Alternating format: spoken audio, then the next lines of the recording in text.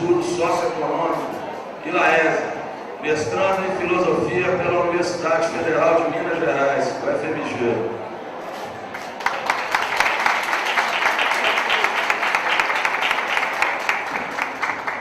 Gostaria também de chamar para compor a mesa o coordenador Dirceu dos Santos.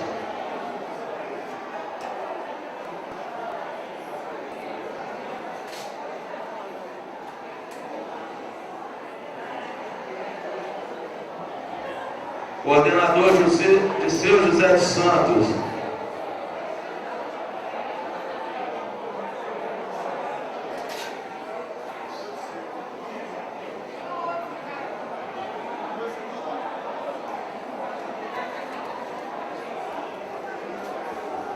Gostaria de convidar também a servidora da Justiça Federal, Umbelina Miranda de Oliveira.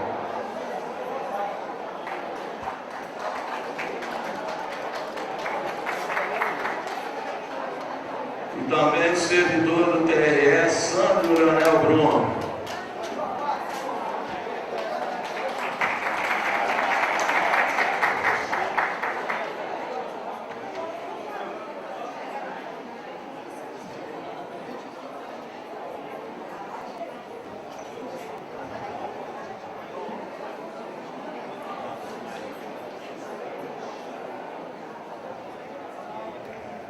Dando início, eu vou passar a palavra aqui para o Gustavo.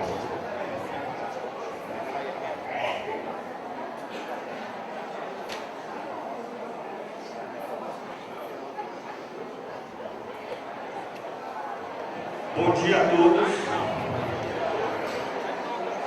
Meu nome é Gustavo Machado, que foi apresentado. Eu componho a equipe do ILAESA, que é o Instituto Latino-Americano de Estudos Socioeconômicos, e vou fazer hoje aqui uma análise econômica da perspectiva do servidor público, principalmente no Poder Judiciário. Nós vamos entender até que ponto o governo tem ou não dinheiro para melhorar as condições de carreira salarial do servidor judiciário e do funcionário público no geral. Antes de começar, o ILAESA, que algumas pessoas não conhecem, ele é um instituto de formação sindical e estudos econômicos apenas para sindicatos e movimentos sociais. O nosso instituto ele surgiu quando os institutos tradicionais, que estavam muito atrelados ao PT, à CUT, com a chegada do PT ao poder, passaram a não mais tratar os trabalhadores com independência, do setor público e privado. Então não é uma empresa, é um instituto que está voltado para servir de ponto de apoio da luta sindical e dos movimentos sociais no Brasil. Vocês receberam no cadastramento um caderno, e no meio dele, mais ou menos, tem uma síntese dos resultados que a gente vai apresentar aqui hoje, ok? As análises econômicas do Poder Judiciário, com algumas explicações. Então, vocês podem acompanhar ao longo da palestra nesse caderno, mesmo depois, e tirar esclarecimentos e dúvidas, ok? O pessoal está se acomodando, mas vamos começar. Os primeiros slides, as primeiras questões que nós vamos analisar aqui hoje, tem alguns pontos em comum com a palestra de conjuntura que foi apresentada ontem e também com da dívida pública que foi apresentada agora mais cedo. Eu prometo não ser repetitivo, mas vou retomar alguns pontos que são essenciais para a gente compreender a situação do servidor público no Brasil aqui hoje, né? Porque antes de analisarmos os dados econômicos, é muito importante entender o contexto conjuntural, social em que esses dados se inserem. Então, para começar, eu acho que isso aqui não tem muita novidade para vocês, né? Já está sendo bombardeado na mídia, nos meios de comunicação, a crise que o Brasil está vivendo atualmente, não é isso? Recessão, desemprego, dificuldade de atingir as metas estipuladas pelo governo.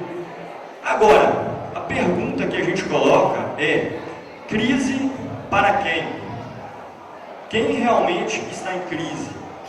Ok? Seria uma crise de todos? Todos estão perdendo nesse momento de crise no Brasil? E normalmente, quando se fala em crise, o discurso mais comum nos últimos 10 anos é o quê? Que o problema é o Estado. O Estado está inchado, muito ineficiente, as finanças públicas são mal administradas, etc. Então se chama, inclusive, às vezes, de crise do Estado. Eu imagino que muitos de vocês aqui já devem ter escutado esse nome de crise do Estado algumas vezes, ou então em nomes que variam um pouco, mais têm o mesmo significado, ok? Agora, o mais curioso é que vários economistas dizem que a crise que nós estamos vivendo, o mundo está vivendo, não é uma crise só no Brasil, desde 2008, ela é tão forte como a famosa crise de 1929, que a gente estuda em história, eu vou falar muito, com taxas de desemprego enormes e etc. Agora, qual foi a diferença da crise de 2008 até os nossos dias, que atingiu os Estados Unidos, a Europa, os países emergentes como o Brasil, da crise atual? Que o Estado, que tem as suas finanças, graças aos contribuintes, graças à grande maioria da população, né, que ao consumir, financia o Estado, se viu como o verdadeiro barreira de contenção da crise para salvar as empresas privadas. A quantidade de trilhões de dólares que Estados Unidos e Europa, e de bilhões de dólares que no Brasil foram despendidos para salvar os bancos e as empresas privadas, não está no gibi, como diz a Gíria. Então, olha só, todos os governantes, candidatos, as posições políticas majoritárias no Brasil colocam a culpa na crise, né? Todos, digamos, tiram as suas posições, o seu projeto da reta, por dizer assim, e culpam a crise. Eu peguei duas falas aqui que foram usadas pela senhora Dilma e o senhor Aécio Neves durante o debate presidencial. A Dilma culpava o fracasso do seu governo a crise. Ela falava: o senhor desconhece que existe uma crise econômica mundial. E o Aécio Neves, se referindo ao governo Fernando Henrique Cardoso, dizia que tínhamos um ambiente econômico muito menos favorável do que na época do Lula, com crises sucessivas. Né? Então, o discurso é o mesmo. Para que o governo possa realizar medidas de contenção social, a culpa é na crise. Só que quando nós analisamos os índices econômicos dos bancos, das empresas privadas, da grande maioria dos principais setores econômicos do país, você não vê índice, você não vê crise. Às vezes 1, 2 anos, dá uma ida, uma volta. Agora os bancos no Brasil nunca lucraram tanto nesse período. Agora a crise cumpre um papel importante para esses setores, que é a maneira de tentar convencer os trabalhadores de que eles têm que ficar quietos, de que eles têm que aceitar concessões, de que eles têm que aceitar retiradas de direito, porque o país está em crise.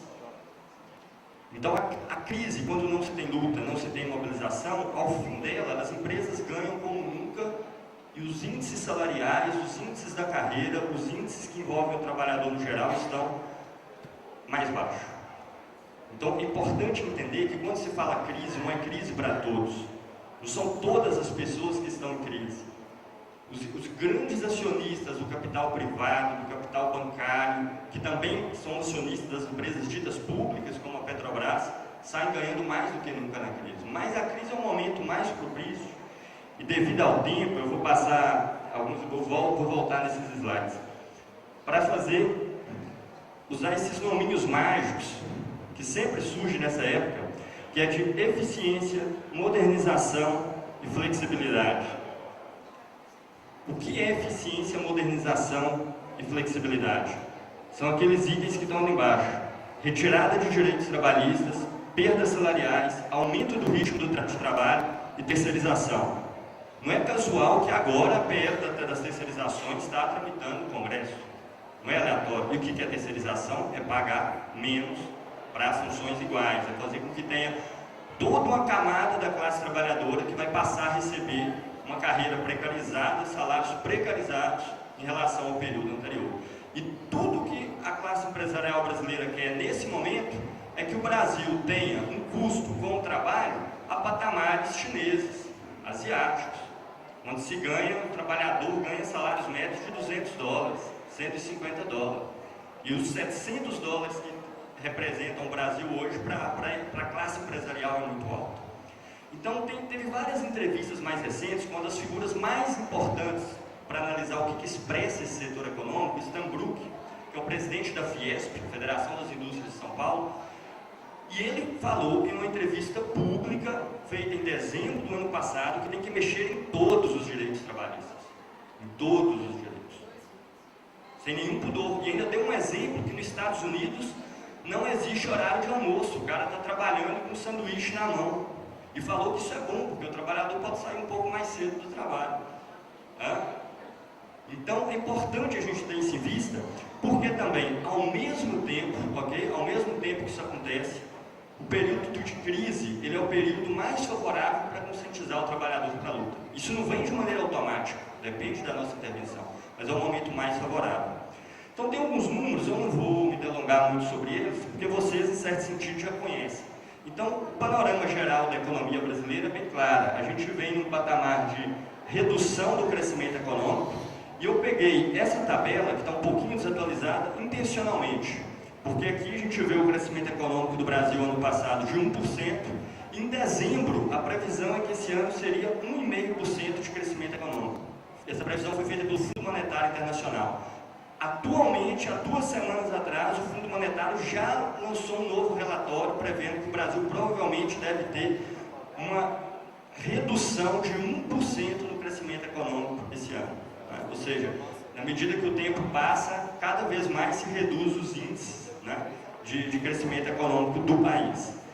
Outro dado que é importante a gente ver é a questão da nossa balança comercial, que eu vou dar um pouco mais de ênfase, porque não foi muito discutido nas outras palestras, porque ela serve de termômetro para medir um pouco o funcionamento da economia brasileira. Balança comercial, acho que como a maioria de vocês sabe, é a diferença entre o que o país vende e o que o país exporta, entre importação e exportação. Uma balança comercial favorável significa que o país tem superávit, que ele está vendendo mais do que ele compra. Uma balança comercial desfavorável significa que ele compra mais do que vende.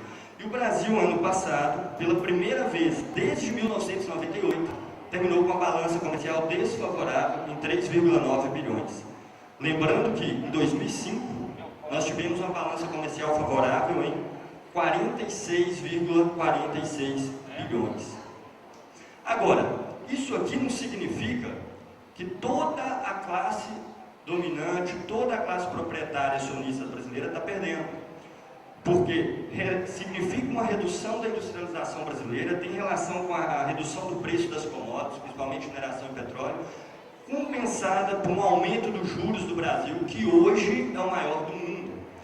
Veja, isso não é uma hipérbole, a questão dos juros que eu estou dizendo não é uma hipérbole. Dos quase 200 países com pessoa jurídica própria, o Brasil é o que tem o maior juros no mundo. Essa taxa é de 12,75%, fora a inflação. Os acionistas que compram títulos da dívida pública brasileira, eles têm a garantia da reposição do seu investimento inicial com relação à inflação mais a taxa de juros. Isso vai ter impactos muito grandes. Foi falado de maneira muito competente pelo Rodrigo mais cedo, eu não vou me delongar tanto sobre esse aspecto, ok? Agora, o fato é que se usa situações de crise para reduzir cada vez mais os gastos estatais, permitir que uma parcela do orçamento esteja cada vez mais destinada a setores econômicos, principalmente do setor bancário, ok? E aí a parcela da arrecadação que vem dos nossos impostos é cada vez mais direcionada a um conjunto de investimentos que, para usar a expressão que o Valério usou ontem, engorda deitado, ou seja, não se produz nada, não está associado a nenhum setor produtivo, nem agricultura, nem indústria, nem nada, e que vivem da renda da dívida pública brasileira.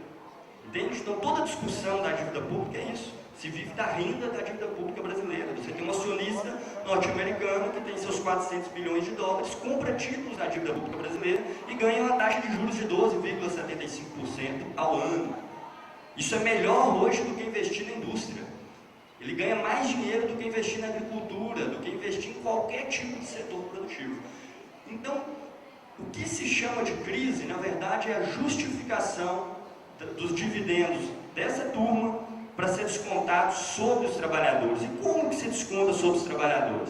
Peguei alguns pontos que vocês já conhecem muito bem, eu só vou mencionar novamente para contextualizar nessa situação mais ampla, mas vocês conhecem bem. Olha, primeiro, municipalização do ensino, a precarização do ensino básico no Brasil. Então o Estado e a União não têm mais responsabilidade com o ensino básico, e sim os municípios que têm a menor parcela da arrecadação com relação a essas outras instituições. Isso aconteceu em 96, bem no início do governo de Fernando Henrique Cardoso. Reforma administrativa em 97, que teve ampliação das possibilidades de demissão dos servidores, avaliação do desempenho, limites de gastos com folha de pagamento e ampliação do tempo de estágio probatório, que também é bem antiga, 97, ainda do governo Fernando Henrique Cardoso. Reforma da Previdência, creio que vocês conhecem melhor do que ninguém, ok? Agora a pessoa aposenta e contribui para a Previdência, não é assim? Em todos os outros pontos, ampliação da idade para a aposentadoria, né? Fim de aposentadoria integral para servidores, e todos os pontos que foi a reforma da Previdência feita no início do governo Lula, né? E lembrando que o governo Fernando Henrique Cardoso tentou implementar a reforma da Previdência e não conseguiu, porque na época o PT era oposição. E a primeira coisa que o PT fez quando chegou ao poder foi fazer a reforma da Previdência. Então, quando o Lula, antes de se tornar presidente em 2002, lançou uma carta ao povo brasileiro, falando, prometemos honrar com todos os compromissos, ele não estava falando dos compromissos com os educadores, com os servidores da saúde, com os servidores do Poder Judiciário, dos funcionários públicos no geral, compromisso com a população brasileira no geral, com relação a uma saúde, uma educação pública de qualidade, serviços eficientes. Não era esse compromisso que ele permitia errar. Aquela carta ao povo brasileiro, e não foi à toa que o Lula emitiu meses antes da eleição, era um anúncio para o setor financeiro, dizendo, nós vamos priorizar o pagamento da dívida. Significava unicamente isso. Tanto que o setor financeiro ainda ficou balançando, ele falou, coloca o empresário como vice, colocou José de Alencar, ok? E depois colocou à frente do Banco Central uma figura classicamente associada ao capital financeiro do Brasil ao longo dos tempos. Então, é importante contextualizar isso. E vieram outras reformas, as privatizações, as vendas às estatais, que normalmente as pessoas entendem muito mal, ok? A venda das estatais brasileiras, onde a dívida dessas empresas foram transferidas para o Estado, para depois elas serem vendidas a preço de banana. Tem pessoas que acham que a lucratividade da Vale do Rio Doce aumentou porque ela foi privatizada. É o contrário. Ela foi privatizada porque aquele período histórico, devido ao aumento do preço do minério de ferro, sabia-se que ela ia ser mais lucrativa e se privatizou. O minério de ferro aumentou mais de 30 vezes o preço. Isso não tem a ver com a privatização da Vale, é um preço internacional. Então se aproveitou que ia ter um momento econômico muito mais favorável para a produção de minérios e se privatizou a Vale. Reforma trabalhista, que ainda só está começando, que é desindexação salarial, banco de horas, ok? Dizem que trabalha um limite de 44 horas semanais, já não é 100% verdade, porque existe algo chamado banco de horas que permite driblar isso aí, né? Possibilidade de suspensão do contrato por 3 meses de trabalho, isso tudo passou a existir nos últimos 20 anos. Né? E a política de superávit primário crescente, a lei de responsabilidade fiscal, que eu vou entrar mais em detalhes um pouco mais à frente, quando estiver falando especificamente do judiciário. Então é importante entender que os compromissos que os governos dos partidos dominantes no Brasil, e como a gente pode ver, esse processo envolve quase que de maneira igual, PSDB e PT, os compromissos que eles pretendem honrar são os compromissos com os principais detentores do capital hoje, que são os agentes do capital financeiro, acionistas da dívida pública brasileira, e que querem, obviamente, extrair esse excedente que agora vai para o capital financeiro dos trabalhadores no geral, inclusive dos funcionários públicos, ok?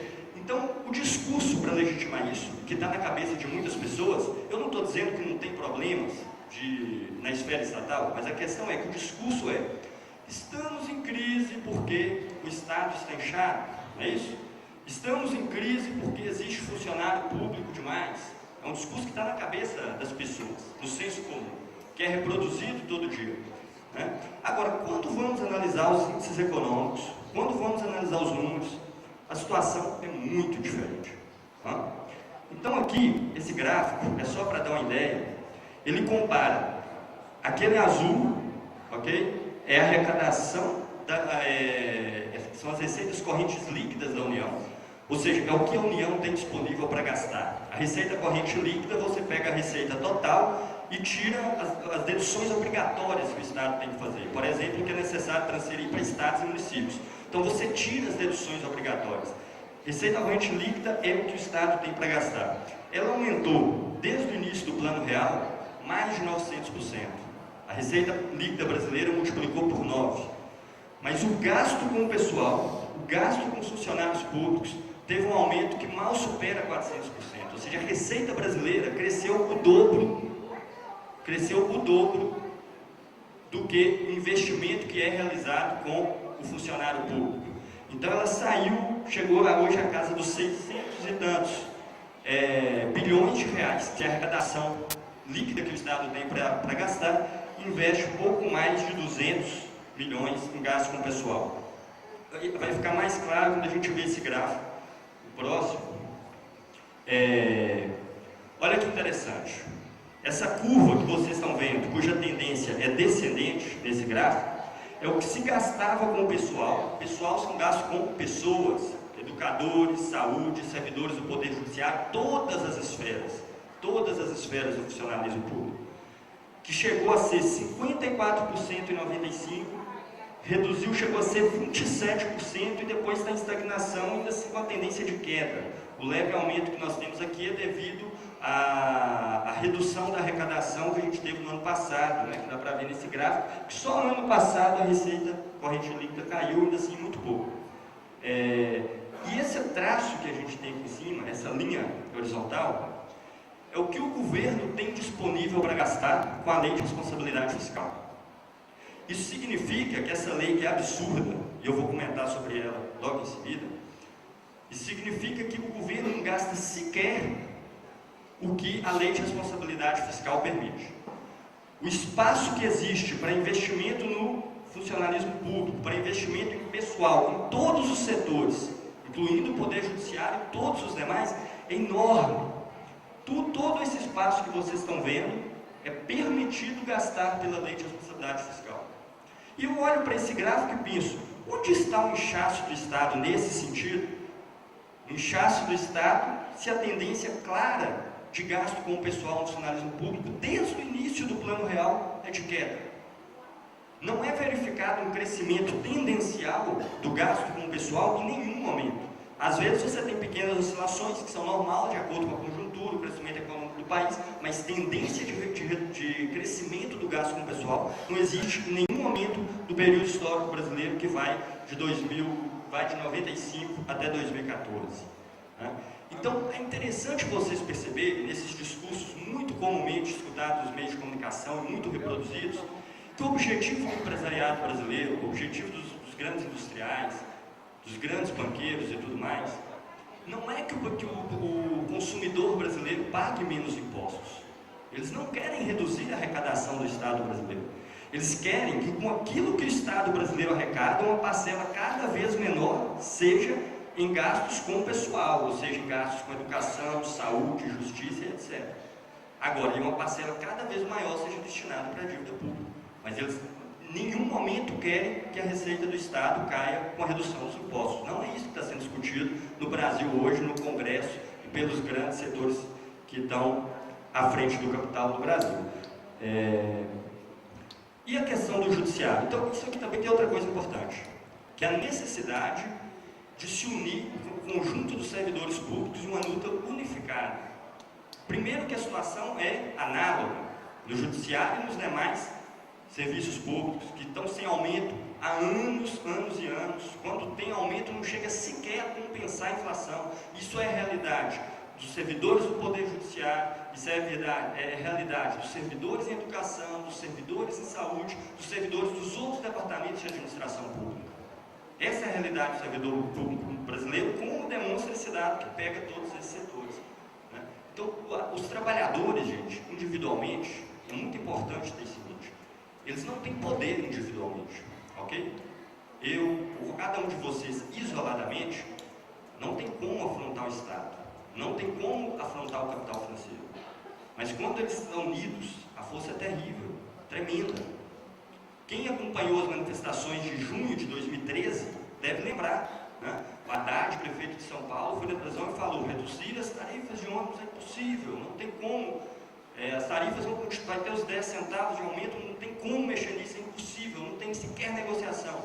Surgiu as primeiras manifestações, as tarifas já reduziram em 15 centavos, né? Porque ele anunciava antes que seria impossível, a Dilma foi fazer pronunciamento desesperado. Né? Os trabalhadores, quando se unem, quando param, quando mobilizam, tem uma força tremenda. Então, unir os servidores é muito importante. Quando os trabalhadores se dividem, eles se enfraquecem. Então, é importante ter isso em mente. Eu vou analisar agora os dados específicos do Poder Poder Judiciário, a coisa vai ficar mais clara. Vocês vão ver que é uma lenda, é um mito, essa questão de que o governo não tem dinheiro para investir no servidor público, ok? Que não existe espaço no orçamento para carreira, para aumento salarial e etc. Isso não tem nenhuma base real. Segundo os dados, eu até esqueci de comentar, que são disponibilizados pelo próprio governo, né, do CIAF, e particularmente baseado na base do CIAF, relatórios que o Ministério do Planejamento lança mensalmente e que serviu de base para a elaboração desse estudo. Então, esses aqui são os dados disponibilizados pelo próprio governo. Okay? Aqui não existe dado que foi criado ou deduzido por nós, na nossa equipe de Laesa. Nós analisamos os dados que o próprio governo oferece.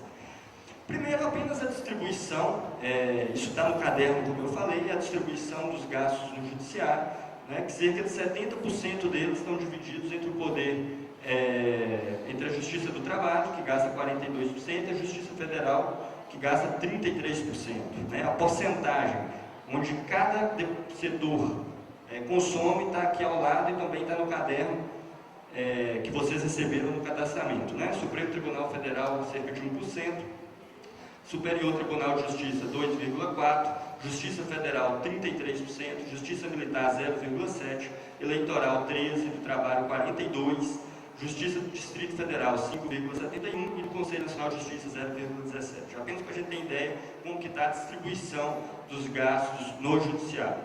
Agora, o que é mais importante é que a Lei de Responsabilidade Fiscal, que vocês devem ter ouvido falar algumas vezes, foi criada em 2000 pelo governo de Fernando Henrique Cardoso. E o nome, né, dá a impressão de que é uma coisa muito positiva, responsabilidade fiscal. Né? O governo agora tem responsabilidade fiscal. Que bom. O que significa responsabilidade fiscal? Significa que de todos os setores que o governo pode investir, no qual ele pode gastar, existe um que é prioridade absoluta e que ele não pode deixar de cumprir, que é o pagamento da dívida pública. Ela significa só isso. Primeiro, o pagamento da dívida pública, depois educação, depois saúde, depois urbanismo, depois a justiça e etc. Então, ela estipula um limite de gastos, ok, com o pessoal, que é exatamente o que está distribuído sobre todos os outros setores, para garantir que a fatia restante seja destinada à dívida pública.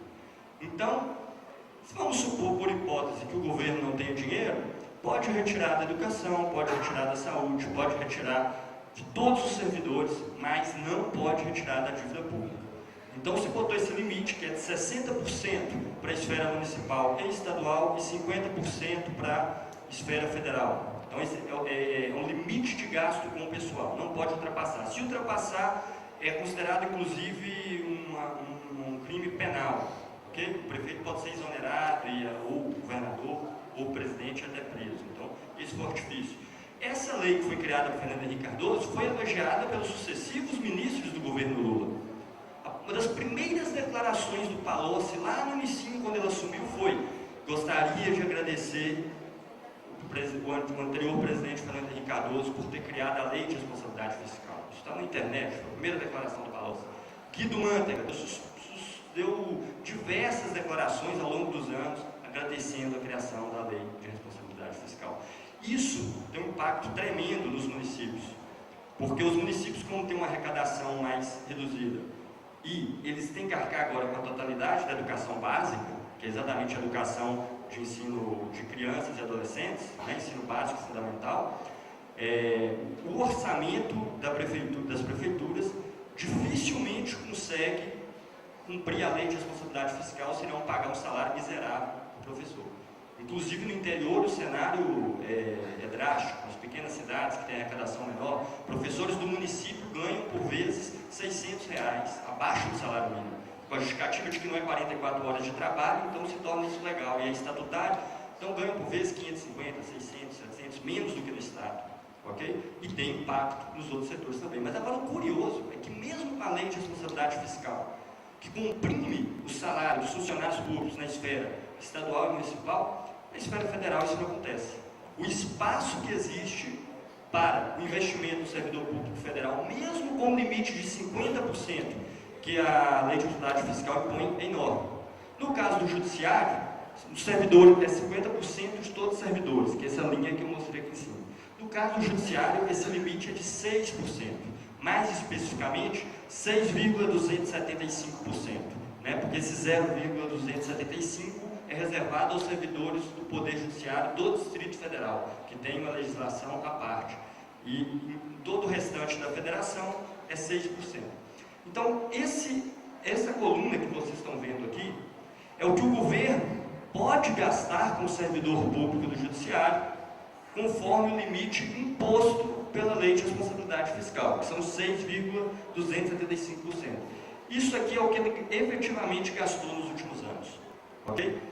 E aqui tem uma tabela que tem os números exatos. Jamais chegou a 4%, ok? E foi em alguns anos, como a gente pode ver em 2001, 2012, abaixo, em 2002 e 2013, abaixo dos 3%. Significa que é comum o governo, olha só, prestem atenção no cenário. Existe um limite que é absurdo, um limite imposto para garantir o pagamento da dívida, mas o governo comumente gasta metade desse limite no Poder Judiciário. Estão entendendo a gravidade da situação? Metade desse limite. Ele pode gastar, é legal, mesmo com a dívida, ele pode gastar 6,275, mas ele gasta 3, um pouco menos de 3, um pouco mais de 3% com o Poder Judiciário. Então, um argumento de que não existiria espaço no orçamento para o servidor do Judiciário não tem base nenhuma, sob nenhum aspecto. Pelo contrário, o espaço que existe é enorme, gigante.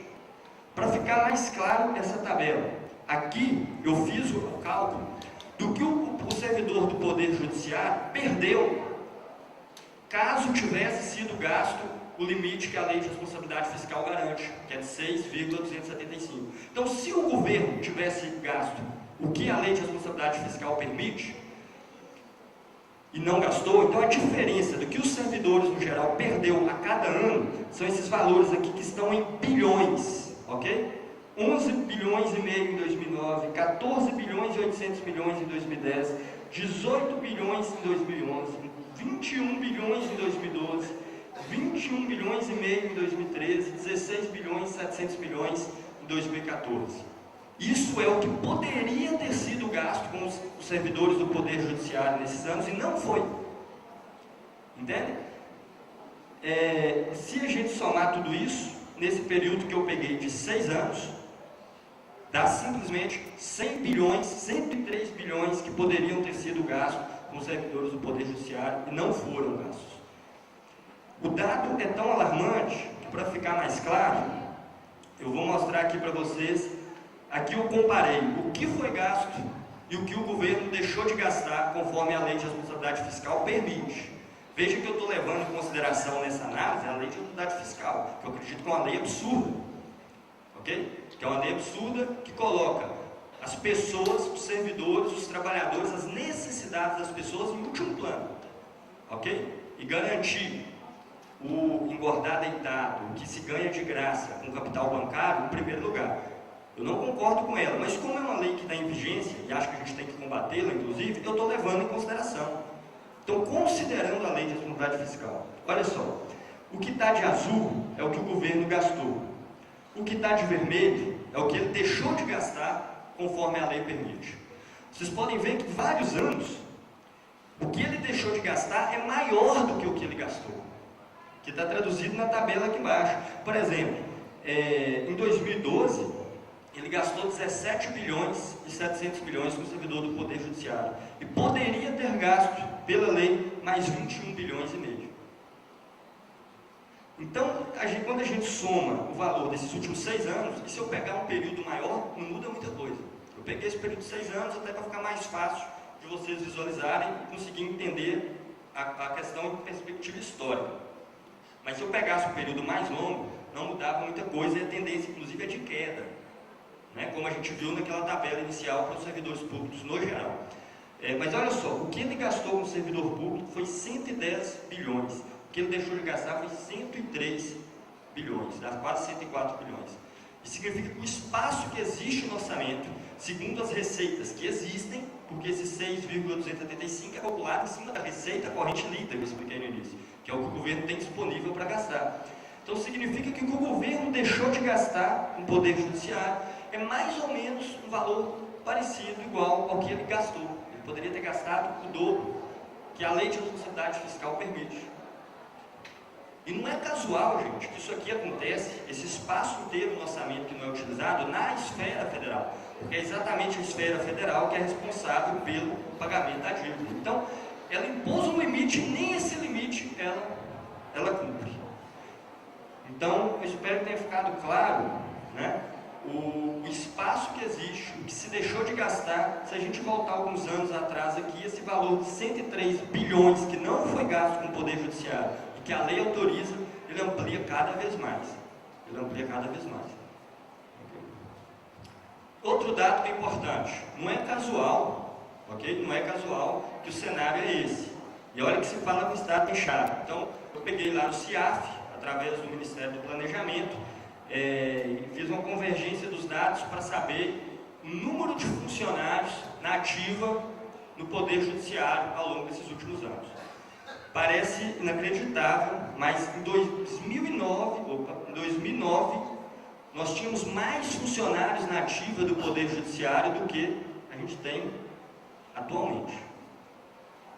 A quantidade de funcionários na ativa do Poder Judiciário tem uma tendência de queda, num período de 6 anos. Um período onde a população brasileira cresceu, num período onde as demandas de todos os setores públicos, inclusive o judiciário, com certeza se ampliaram. Ok? Basta vocês pegar qualquer dado, o número de eleitores, o número de ações cresceram, mas o número de servidores reduziu. É isso que eles chamam lá atrás de modernização, eficiência e flexibilidade. São palavras bonitas, né? Todas muito positivas: modernizar, flexibilizar e eficiência, que significa nada mais, nada menos do que aumentar a carga de trabalho, né? Cada vez mais, no caso específico do funcionalismo público brasileiro, e não é diferente nos outros setores do trabalho, né? A reforma trabalhista que está sendo discutida há tanto tempo, que é válida também para o setor privado, significa exatamente isso, né? Segundo o nosso Delfim Neto, a reforma trabalhista brasileira está atrasada em 25 anos. 25 anos atrás já deveria ter se retirado os direitos, isso ainda não aconteceu. Então, olha só, chegou a ter queda entre 2011 e 2012, a gente pode ver aqui no gráfico, chegou a ter uma queda de quase 20 mil servidores no Poder Judiciário. Então é interessante ver esses dados num longo período, porque ele acaba com a ilusão de ótica que a gente tem. Porque quando chegou aqui de 2002 para 2013, teve concurso e aumentou de 104 mil para 109 mil, aumentou de 5 mil. Isso dá a impressão, às vezes, de que o número de servidores está aumentando. Porque se tem uma tendência de queda de longo prazo, de repente vem, né, um certo grupo, a gente tem a impressão, às vezes, de que aumentou o número de servidores. Mas não é verdade. Para vocês verem, em 6 anos, ok? A tendência é de queda, 4 mil servidores a menos, ok? No Poder Judiciário. A situação, curiosamente, não é diferente quando a gente analisa outros ramos do serviço público. Outros ramos do serviço público. Por exemplo, nas escolas, a gente sabe que o número de alunos, recentemente o Laes fez um estudo de análise das finanças públicas da Prefeitura de Contagem, e é absolutamente impressionante o crescimento da quantidade de alunos e o número de professores ficando praticamente estático, um crescimento mínimo. Então, saía de uma média de 30 e poucos alunos por sala de aula, que já é muito alto, para mais de 40. Um período que foi de 2, 3 anos, não foi em 10 anos. Então, isso é uma tendência, é isso que eles chamam de eficiência. Olha só, o professor que consegue educar 60 alunos é mais eficiente do que o que educa 10 na sala de aula. Agora, evidentemente, qual que é a qualidade da educação que o professor tem que dar aula para 60 alunos, né? A mesma coisa os outros serviços públicos, significa aumentar a intensidade do trabalho. Então, sempre falar flexibilização, entenda-se, intensidade do trabalho e menos custo com os salários. Terceirização é isso, né? O trabalhador fica mais eficiente para o Estado, para as empresas privadas, porque se paga menos e ele faz o mesmo serviço. Claro. Então, olha só, e de que lado estão os governantes? Né? Já deu para a gente ter uma ideia quando a gente viu os slides anteriores. Primeira coisa, a gente já está cansado de ver a questão da PL das terceirizações. Será que tem alguém que acha que terceirização é bom para os trabalhadores? Tem?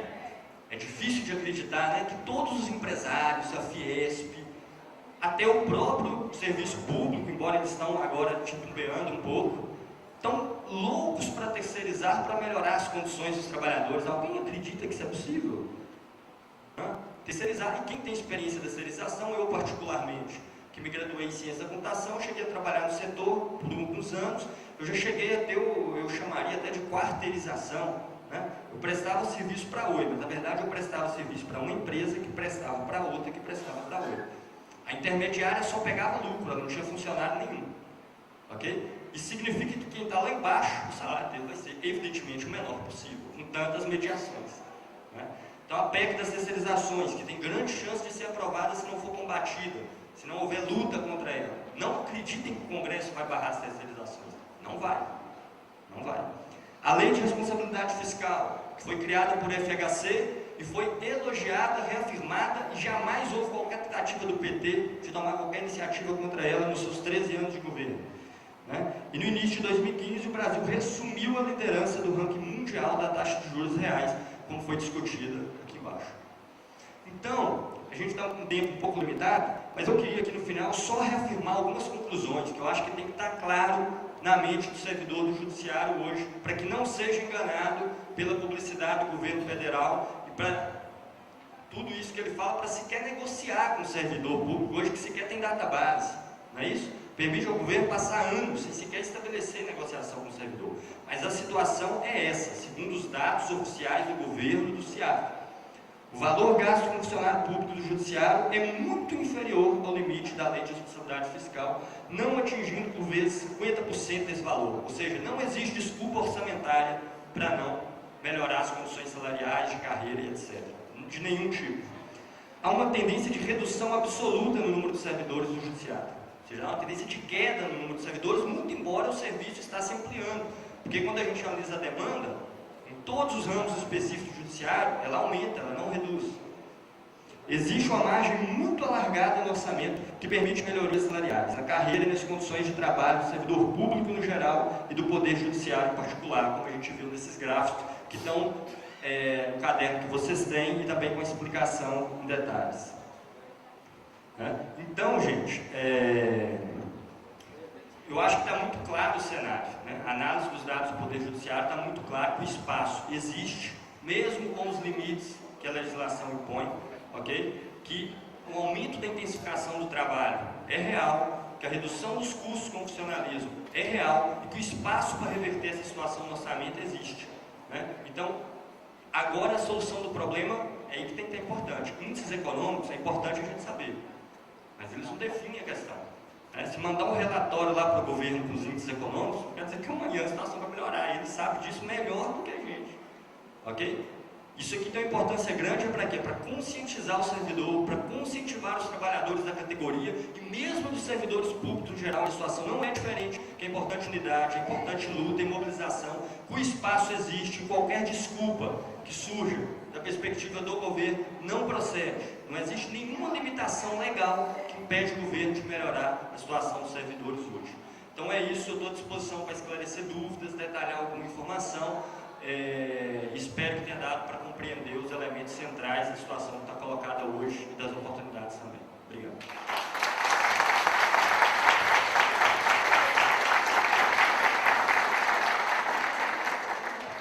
Vou agradecer aqui pela palestra do Gustavo.